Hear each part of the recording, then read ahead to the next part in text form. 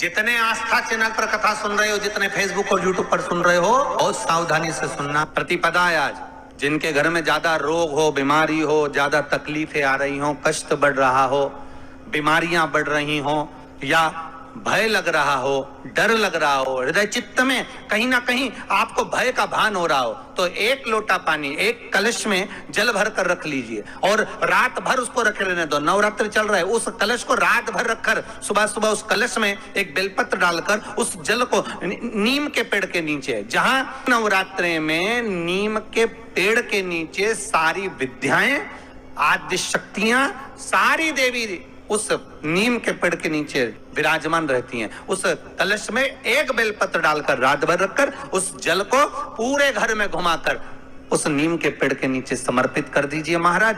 घर में भय लगना बंद हो जाएगा, कोई बड़ी बीमारी आपको घेरेगी नहीं और उस बीमारी से, उस रोग से आप मुक्त रहेंगे।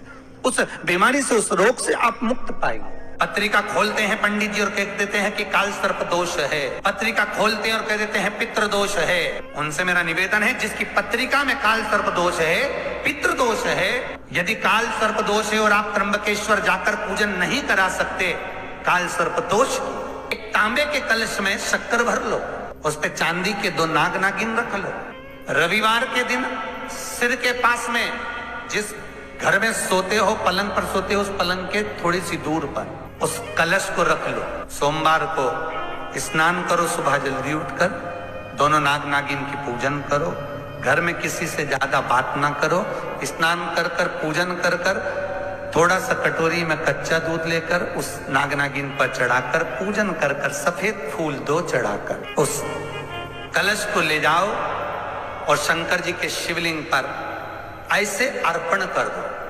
कलश वापिस ले आओ, नाग नागिन शक्कर सब चढ़ा दो। वापिस घर पर आओ, घर पर आकर फिर एक बार स्नान करो। कितना भी भारी काल सर्प दोष क्यों ना हो, पितृदोष कैसा भी हो, उसमें आराम लग जाए। हमारे घर के बच्चे गलत संगति में चले जाते हैं, मदिरा पान, मांसाहार, वैश्यावृत्ति, जुआ या दोस्तों की गलत संगति हो रही होती है। बेलपत्री के पेड़ के नीचे पीले कलर की मिट्टी का शिवलिंग बनाया जाता है। उस मिट्टी के शिवलिंग का पूजन करें, श्रंभेश्वर महादेव के नाम से पूजन कर कर उसी पर काली तिल, बेलपत्र, शमी पत्र, सफेद पुष्प और अनाज। अनाज मतलब जैसे भी कोई अनाज के जो दाने होते हैं, चाहे आप गेहूं चढ़ा दें, चाहे आप ज्वार चढ़ा दें, चाहे आप बाजरा चढ़ा दें, ऐसे दाने शिव जी पर चढ़ाए जाता है। पूजन करने के बाद उस पूजन को जब विसर्जन करने जाते हैं तो जो अनाज के दाने डाले गए हैं, चढ़ाए गए हैं, वो उठा लिए जाए। वही अनाज के दाने जो व्यक्ति गलत संगति में पड़ा हुआ है, मदिरा पान, मांसाहार, वैश्यावृत्ति, जुआ या व्यसनों में डूबा हुआ है, एक एक दिन में एक एक अनाज का दाना उसको खाने के लिए दिया जाता है।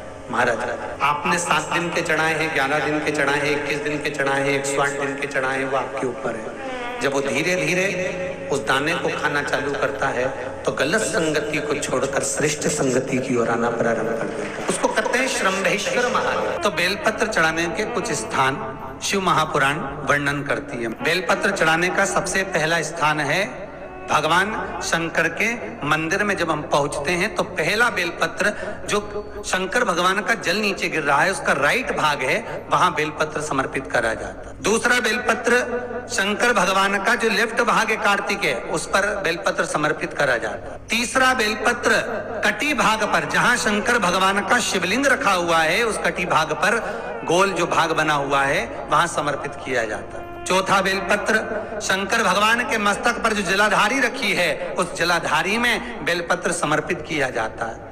पांचवा बेलपत्र शंकर भगवान के शिवलिंग पर समर्पित करा जाता है। छठा बेलपत्र अपने हृदय चित्त को धारण कर कर बेलपत्र को गीला कर कर बीच की पत्ती पर शहद लगाकर भगवान शंकर के शिवलिंग पर लगाया जाता है, अपनी कामना कर कर। और आठवां बेलपत्र श्री नंदी जब आए तो नंदी को समर्पित करा जाता है। और नवा बेलपत्र भगवान शंकर की चौखट पर राइट भाग में समर्पित कर कर अपने घर को जो व्यक्ति चला आता है उसकी मनोकामना शंकर पूर्ण कर देते हैं महाराज। ऐसे नव बेलपत्र से नव निधियां, ऐसे नव बेलपत्र से नव आनंद, नव सुख, नव निधि जीव को प्राप्त हो।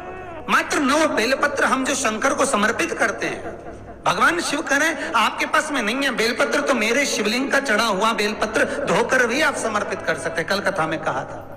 आपको लग रहा हो मैंने 2-3 व्यापार करके देख लिए और घाटा ही घाटा हो रहा है, इसमें मुझे तरक्की नहीं मिल रही है, इसमें मुझे उन्नति नहीं मिल रही है, या कर्जा बढ़ रहा है घट नहीं रहा, तब एक प्रयोग जरूर करिएगा। तब बन सके एक धतूरा भगवान शंकर के शिवलिंग के ऊपर रख दीजिए। जब तुम्हें लगे कि मैंने 2-3 व्यापार बदल कर देख लिए, चल नहीं रहे या कर्जा बढ़ रहा है घट नहीं रहा, तब एक धतूरा भगवान शंकर के ऊपर रख दीजिए। धतूरा रखने का एक नियम होता है। धतूरे की जो डंडी होती है, देखिए छोटी सी डंडी होती धतूरे में, वो डंडी धतूरे की आप जहां बैठे हो उससे विपरीत होना चाहिए। धतूरे की डंडी आप इधर बैठे हो तो धतूरे की डंडी उधर हो।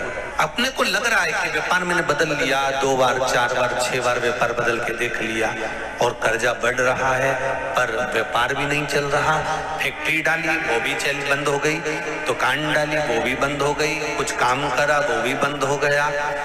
जहाँ संबंध के लिए जाते हैं संबंध नहीं होता है, बेटा बेटी बड़े हो गए उनका कहीं जम नहीं रहा, बहुत प्रयास करके देख लिया पर हो नहीं रहा, तो धतूरे को रखिए पर डंडी विपरीत दिशा की ओर हो और एक लोटा जल धीरे धीरे उसी धतूरे के ऊपर आप चढ़ाना प्रारंभ कर दीजिए जो शिवलिंग के ऊपर रखा। महाराज हाटकेश्वर महादेव का नाम लेके, कौन से महादेव, जम के बोलो जरा, हाटकेश्वर महादेव का नाम लेकर जो जल समर्पित करा जाता है और उस जल को समर्पित करने के बाद उसी धतूरे को वापस घर में ले आया जाता है। वापस लिया, उसके बाद तुम जिस कार्य में हाथ डालोगे और जो कार्य करना चाहोगे उसमें सफलता मिलना चालू हो जाएगी और कर्जा भी धीरे धीरे चूकना प्रारंभ हो जाएगा। संबंध नहीं हो रहे होंगे तो संबंध होना प्रारंभ। शंकर भगवान पर के तांबे के लोटे से ही जल चढ़ाना चाहिए, स्टील के लोटे से नहीं।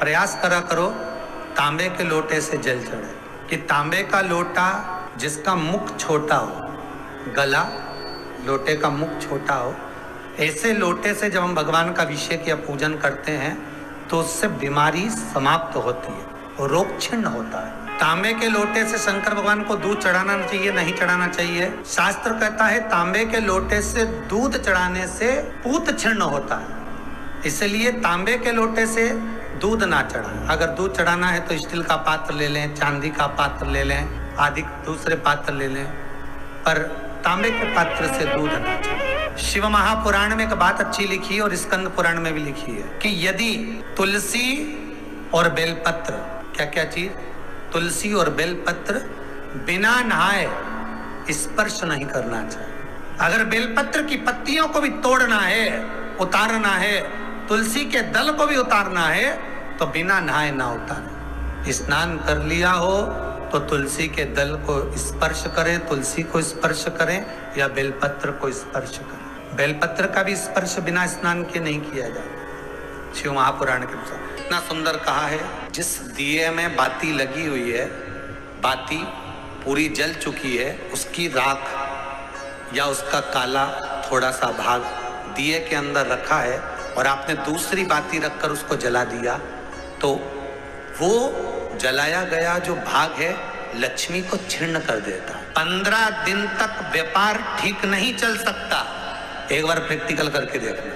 दिए के अंदर अगर कोई बाती जल गई, जलने के बाद ठंडी हो गई, ठंडी होकर उसमें राख पड़ी हुई है या उसके अंदर कोई काला सा, आप गोल बत्ती लगाते तो काला का एक भाग काला काला सा जला हुआ उसके अंदर रह जाता है। कई लोगों की आदत रहती है कि अब शाम का टाइम तो है, उसको कौन हटाए, उसी में अपन दूसरी बत्ती रख दो, जला दो, उसी में रखकर दूसरी बत्ती जला दो। भाग उसी में पड़ा हुआ है पुराना और आपने दूसरी बत्ती अगर रखकर जला दी है, व्यापार होगा, व्यवसाय होगा या फिर घर में रखा हुआ धन होगा, 15 दिन के लिए वो छिन्न होगा, वो जाएगा।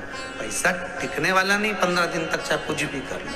कई लोग कहते भी होंगे कि हमारी दुकान तो 8 दिन तो अच्छी चलती, 8 दिन के बाद नए क्या हो जाता है, 15 दिन अच्छी चलती, 15 दिन के बाद नए जाने क्या हो जाता है। तो उसमें गलती ढूंढो कि हम गलती क्या कर रहे हैं। नहीं तो व्यापार तो अच्छा चल रहा है, ग्राहक भी आ रहे हैं, सब कुछ होता है। जब 15 दिन ग्राहक आते हैं तो 15 दिन क्यों नहीं आते, 8 दिन ग्राहक आते हैं तो 8 दिन क्यों नहीं आते। उसके पीछे तुम्हारा कोई कारण होगा। फिर अपनी गलती को ढूंढो कि हमारी गलती क्या बोले। या तो बहू है, या सास, या घर में रहने वाला कोई व्यक्ति, या घर के बच्चे दिए में दिया रखकर जला देते, मतलब उस बाती को फिर रखकर जला दिया, तो अब उसको तो तुम्हें भोगना है। अब उनको नहीं मालूम कि गलती क्या हो रही, गलती अपन कर रहे हैं। कितना सुंदर संवाद है वहां, बहुत ध्यान दीजिएगा जरा। अग्नि पुराण, स्कंद पुराण, दोनों पुराण में स्मरण करिएगा। कार्तिक खंड स्कंद पुराण का पढ़िए और अग्नि पुराण का भाग पढ़िए। बेलपत्री का पेड़ हो, पीपल का पेड़ हो, बड़ का वृक्ष हो, चाहे आंवले का वृक्ष हो, चाहे घर मंदिर से बाहर जाकर, अर्थात घर से बाहर जाकर, मंदिर से बाहर जाकर खुले में अगर आप कोई दिया जला रहे हो, दीप प्रकट कर रहे हो, तो उसमें इतना घी, इतना तेल मत डालकर जलाना कि दिया ठंडा हो जाए और तेल और घी उसमें पड़ा की पड़ा रह जाए। कई बार आपके साथ में भी हुआ होगा, आप दशा माता की पूजन करने गए हो, या पीपल की पूजन करने गए हो, या वृक्ष की पूजन करने गए, आंवले की पूजन करने गए, बेलपत्री का पूजन करने गए। तुमने तो दिए में घी डाल लिया ज्यादा, बत्ती भी लगा दी तुमने, और इस भाव से लगाई कि जलेगा थोड़ी देर तक, और मालूम पड़े तुम्हारी पूजन हुई, हवा का वेग आया, दिया ठंडा हो गया और उसमें घी पड़ा रह गया, उसमें तेल पड़ा रह गया। महाराज, जिस व्यक्ति ने दिया लगाया, जिस व्यक्ति ने दीप लगाया हुआ है, और अगर वो कुंवारी अवस्था में है तो अकेला शरीर का कष्ट भोगता है, और अगर उसकी शादी हो गई होती है तो पति और पत्नी दोनों को शरीर का कष्ट भोगना पड़ता है। कहीं कमर दुखेगी, कहीं घुटना दुखेगा, कहीं पीठ दुखेगी, आंखों में जलन होगी, कहीं ये सिर का जो गले का भाग होगा, कान के पास का ये दुखना चालू हो जाएगा, ये पीछे का भाग दुखेगा। तो कई डॉक्टरों को दिखाओगे, इलाज देखो जरा क्या, सब हमें जांच कर लो, जांच में तो कुछ भी नहीं निकल रहा, दवाई भी खाते हैं, थोड़े दिन आराम लगता है, फिर वैसे हो जाता है। कारण निकालना है तो कारण ढूंढो कि हमारे पुराण क्या करे हैं। कारण हमने खुद उत्पन्न करा है कि किसी वृक्ष की पूजन करी, उसमें तेल घी की मात्रा इतनी बढ़ा दी कि हम तो गए, जब तक बैठे दिया जल रहा था, उठ के गए, हवा लगी, दिया ठंडा हो गया, और उसमें जितने समय तक वो घी और तेल पड़ा हुआ है, 15 मिनट, 10 मिनट, 25 मिनट, 50 मिनट, 1 दिन, 2 दिन, 4 दिन, तो वो बार बार पलट पलट कर वो स्वास्थ्य को खराब करेगा ही। चाहे कुछ भी कर लो, कितनी भी जांच कराओ, कितनी भी जांच कराओ, फिर तुम अपने हॉस्पिटल में जाओ, जांच कराओ, लिख दी हमने तो कि इसकी जांच कराओ, ने उसकी जांच कराओ। गलती ढूंढो कि अपन क्या गलती कर रहे हैं, गलती किस जगह पर हो रही है। श्री शिवाय नमस्तुभ्यम, सब बोलिए एक बार जमकर, श्री शिवाय नमस्तुभ्यम। प्रैक्टिकल जरूर करना, कहीं सियोर वाला महाराज झूठ तो नहीं बोल रहा। शास्त्रों की बातें हमारे जीवन में हमें सुख प्रदान करे, इसलिए इस भाव का आनंद करते हुए आज की कथा को विराम देते हैं।